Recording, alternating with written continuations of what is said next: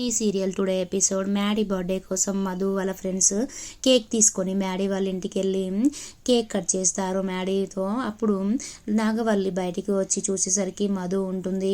నాగవల్లికి కోపం వస్తుంది.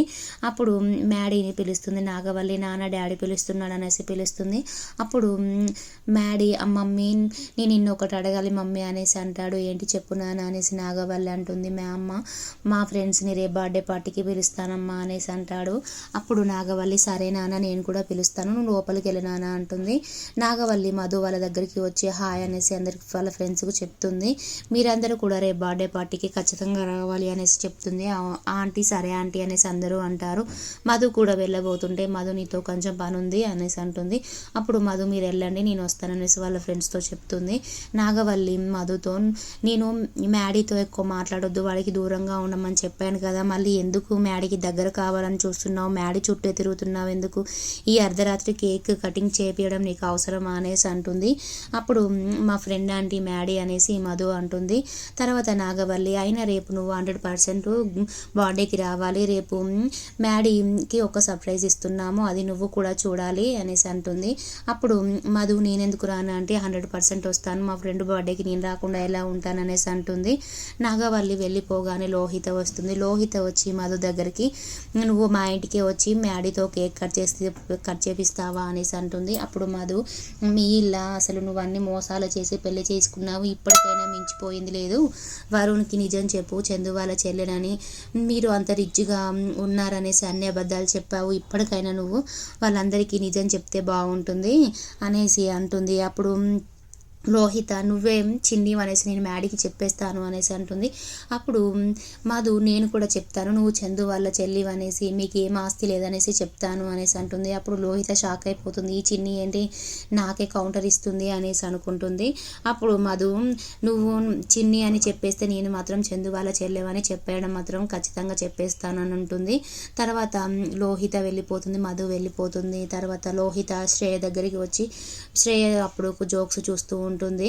అప్పుడు శ్రేయని లోహిత నువ్వు ఇలాగే జోక్స్ చూస్తూ ఉండు ఫోన్లో, మధు ఏమో కేక్ కటింగ్ చేయించింది మ్యాడీకి, ఇప్పుడు 12 చేయించింది, నువ్వేమో ఇంటి దగ్గర ఉండే మీ బావకి ఏం సర్ప్రైజ్ ఏం లేదు, నువ్వు మీ బావ గురించి ఆలోచించేదానివైతే తనకి ఏదో ఒక గిఫ్ట్ ఇవ్వాలని ఆలోచిస్తావు, ఎందుకు నువ్వు అలా ఉన్నావు, మీ బావని మధు తీసుకెళ్ళిపోతుంది, ఇలాగే ఏదో ఒక బర్త్డే అని తీసుకెళ్ళిపోతూ ఉంటుంది, నువ్వు అలాగే చూస్తూ ఉంటావా, నువ్వు కూడా మీ బావ కోసం ఏదైనా ఒక గిఫ్ట్ ఇవ్వడం, తనకి నచ్చినట్టుగా చేయడం, ఈరోజు తన బర్త్డే, ఆ బర్త్డే అవకాశాన్ని వాడుకొని తనకి ఎలా దగ్గర కావాలని ఆలోచించాలి, ఇలా కూర్చుంటే ఏమి కాదు అనేసి అంటుంది.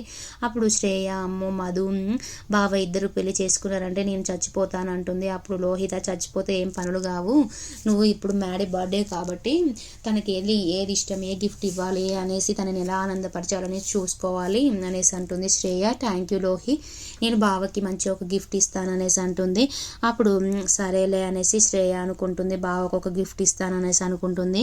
తర్వాత మ్యాడీ చాలా బాధపడుతూ కూర్చుంటాడు. ఈ బర్త్డేకి మధు హడావిడిగా నాతో కేక్ కట్ చేపించింది, చిన్ని నా లైఫ్లోకి ఈ బర్త్డేకి వస్తుంది అనుకున్నాను, కానీ చిన్ని వాళ్ళ మా అమ్మని చంపిందన్న నిజం తెలిసి నేను చాలా అప్సెట్ అయిపోయాను అనేసి బాధపడుతూ ఉంటాడు. అప్పుడే నాగవల్లి వచ్చి నాన్న బాధపడకు, నువ్వు నీ బాధ ఏంటో నాకు తెలుసు, చిన్ని వాళ్ళ అమ్మ మీ అమ్మని చంపిందనే కదా నాన్న, మీ అమ్మ నీ గురించి ఎన్నో ఆశలు పడింది, నువ్వు మంచిగా ఎదగాలనేసి నువ్వు మంచి జాబ్ చేయాలనేసి అన్నీ అనుకుంది మీ అమ్మ, కానీ ఇప్పుడు మాత్రం మీ అమ్మ లేకుండా అయిపోయింది, కానీ నేనున్నాను కదా నాన్న, నేను మంచిగా చూసుకుంటున్నాను, నీకు అప్పుడు జరిగిపోయిన జ్ఞాపకాలన్నీ మీ ఫ్రెండ్స్ ఈ చిన్నప్పటి అన్ని జ్ఞాపకాలన్నీ మర్చిపోయి ఇప్పుడు ఫ్రెష్గా జీవితాన్ని స్టార్ట్ చేయి నాన్న అనేసి అంటుంది. అప్పుడు సరే మమ్మీ అనేసి చెప్తాడు.